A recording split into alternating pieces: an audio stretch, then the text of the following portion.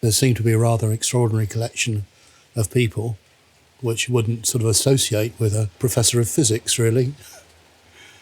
There's a rather elegant-looking middle-aged man on a horse, a couple of young women dressed for riding but carrying shotguns and rifles, another man dressed in the traditional Norfolk gamekeeper's outfit with the Norfolk jacket and the trilby hat and the leather breeches and things. It just seemed a bizarre collection of people.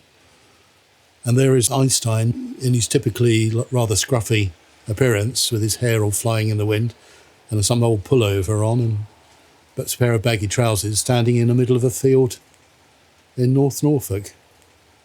The elegant-looking man on a horse was Commander Locker-Lampson, and taking the world's most famous scientist into his protection at an informal campsite near Cromer in Norfolk was just the latest in a series of his incredible schemes and adventures.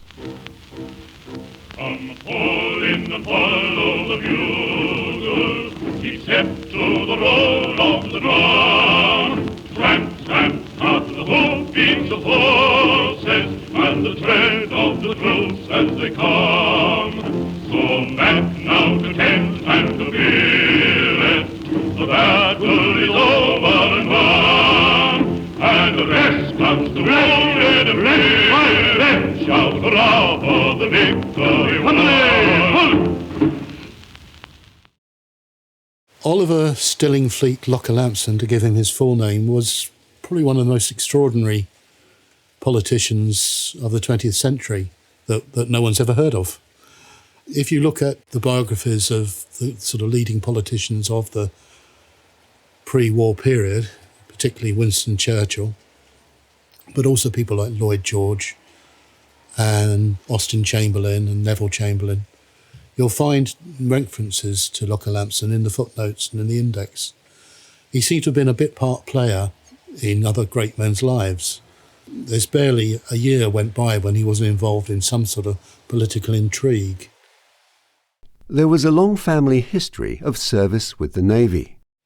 His great-grandfather had actually been Admiral Nelson's first sea captain, and the family actually owned at one time quite a lot of letters from Nelson.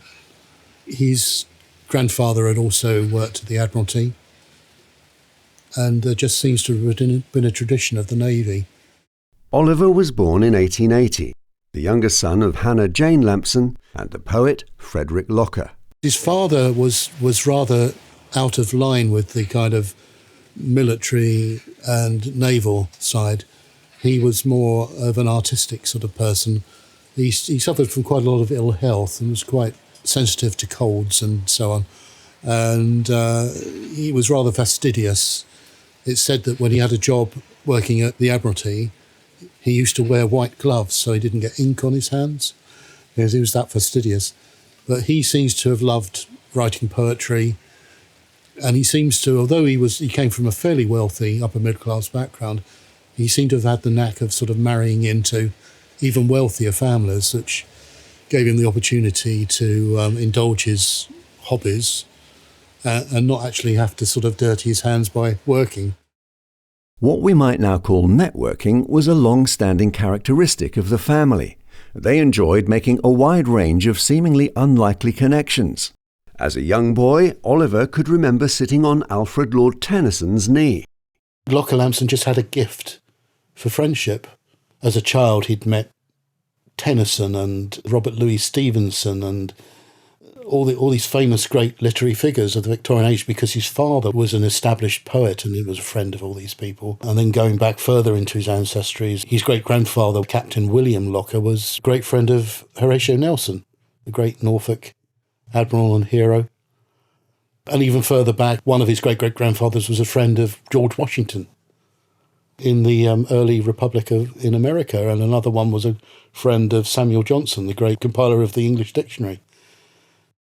Oliver was educated at Eton and Trinity College, Cambridge, before going on to study law at the Inner Temple.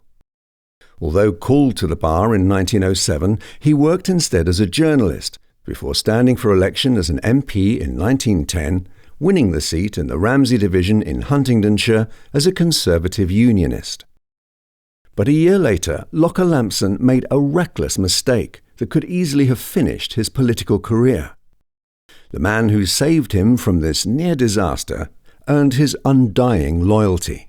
It's an incredible story, as much of Locker-Lampson's life is made up of incredible stories. But when Locker-Lampson was just been an MP for only a year, he was walking through Piccadilly with a friend late at night, and had been to some posh soiree somewhere, and he was walking along with a lady on his arm, who we never learned the name of, with this friend who was an old Etonian friend of his. And his friend said, "Oh, let's make it fun. I'll race you to the next lamppost, and the one who gets there first will pay the other one.